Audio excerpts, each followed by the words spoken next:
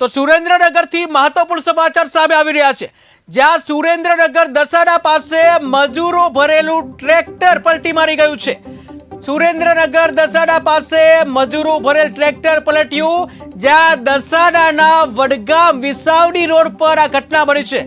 ખેત મજૂરી કરી આવી રહ્યા હતા શ્રમિકો, જ્યાં મધ્યપ્રદેશના શ્રમિકો અકસ્માતમાં 6 મહિલાઓને સામાન્ય ઈજાઓ પહોંચી। ઈજાગ્રસ્તોને 108 મારફતે હોસ્પિટલમાં ખસેડવામાં આવ્યા છે। તો ઘટના બની છે સુરેન્દ્રનગરના દસાડાની, કે જ્યાં મજૂરો ભરેલું ટ્રેક્ટર છે પલટી થઈ ગયું છે, જ્યાં દસાડાના વડગામ વિસાવડી રોડ પર આ ઘટના બની છે। ત્યારે ખેત મજૂરી કરીને પરત આવી રહ્યા હતા આ શ્રમિકો, જ્યાં શ્રમિકો મધ્યપ્રદેશના હોવાનું સામે આવ્યું છે। ત્યારે અકસ્માતમાં 6 મહિલાઓને સામાન્ય ઈજાઓ થઈ, જ્યારે ઈજાગ્રસ્તોને 108 મારફતે હોસ્પિટલમાં ખસેડવામાં આવી।